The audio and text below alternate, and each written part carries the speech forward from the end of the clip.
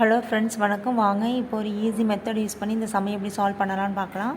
X plus 1/x = 3 எனில் X minus 1/xோட மதிப்பு என்னென்னு கண்டுபிடிக்கணும். இப்போ இங்கே எக்ஸோட பவரில் 1 இருக்குது, எக்ஸ் ப்ளஸ் 1/x அதோட பவர்லேயும் 1 தான் இருக்குது.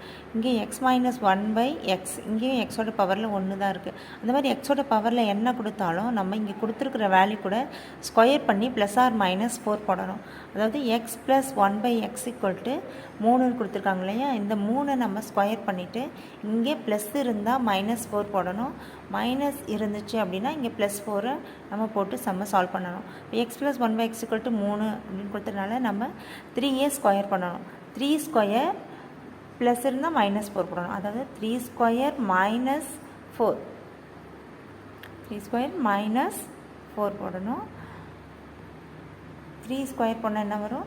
9. 3 ஸ்கொயர் 9, 3 2 டைம்ஸ் மல்டிப்ளை பண்ணால் 9 வரும். 4 9 - 4 5.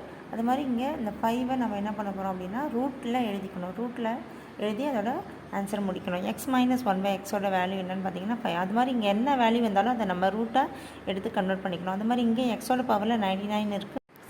எக்ஸ் பவர் 99 + 1/x பவர் 99 = 11 எனில் எக்ஸ் பவர் 99 - 1/x பவர் 99ஓட மதிப்பு என்னென்னு கண்டுபிடிக்கணும். இங்கே ப்ளஸ் இருந்தால் நம்ம +4 எடுத்துக்கணுமா -4 எடுத்து சால்வ் பண்ணுவான்றதை கமெண்ட் பண்ணுங்கள் ஃப்ரெண்ட்ஸ். தேங்க்யூ.